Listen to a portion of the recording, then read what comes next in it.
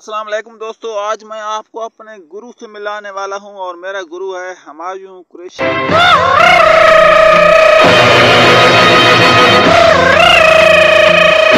जी करता है। मैं इसको अपना गुरु इसलिए मानता हूं क्योंकि ये पाकिस्तान फिल्म इंडस्ट्री के सबसे बड़े विलन थे। पर नहीं, ऐसे नहीं। मैं अपने पुत्रा नू अजे तक पिंजरे च बंद रखिया सी, पर हुण ये वो वाहिद अदाकार थे जो सुल्तान राही की आंखों में आंखें डालकर बात करते थे। जेल तू सीधा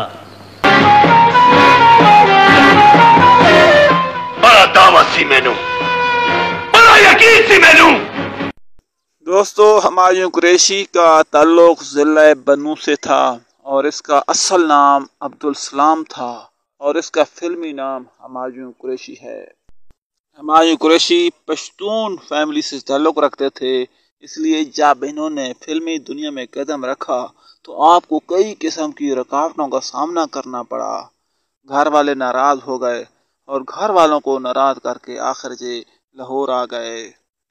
आपने कई फिल्मों में काम किया, लेकिन 1990 में बनने वाली फिल्म काले चोर ने आपको आसमान की बुलंदियों तक पहुंचा दिया।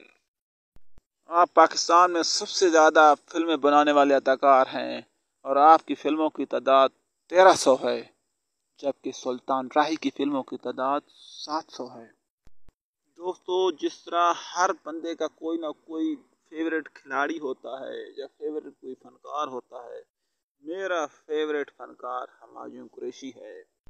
ये हर फिल्म में बतौर विलन काम करते थे और कोई ऐसी फिल्म नहीं है जिसमें ये सुल्तान राही के हाथों मरे ना हो।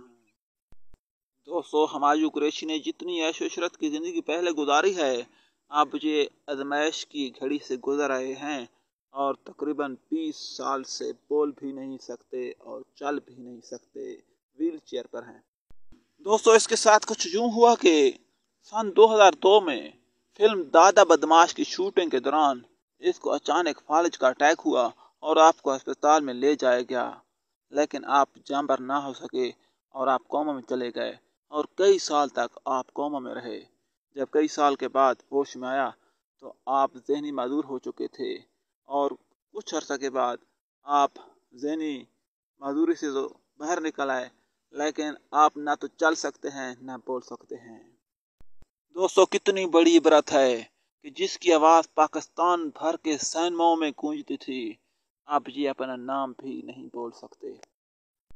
दोस्तों, जिस अदाकार के गेट पर 35-35, 40-40 कारें खड़ी होती थीं और प्रोड्यूसर इंतज़ार करते थे, आज वो तन्हाई के गोशों में ज़िंदगी गुजारने पर मजबूर है। अपने गेट की तख्ती पर लिखवा रखा है, सब फना है। दोस्तों, जब मेरी इनसे मुलाकात हुई तो घर में बिल्कुल तन्हा अकेले बैठे थे। दिल में इंतहाई उदासी थी, लेकिन चेहरे पर एक अजीब मुस्कुराहट थी। बीमारी ने इसको अल्लाह ताला के बहुत करीब कर दिया है और जब मैंने फिल्मों के बारे में सवाल किया तो आसमान की तरफ उंगली बुलंद करते हुए कहा, अल्लाह अल्लाह। हमारी दुआ है कि अल्लाह पाक हुमायूं कुरैशी को अच्छी सेहत और लंबी जिंदगी अता फरमाए।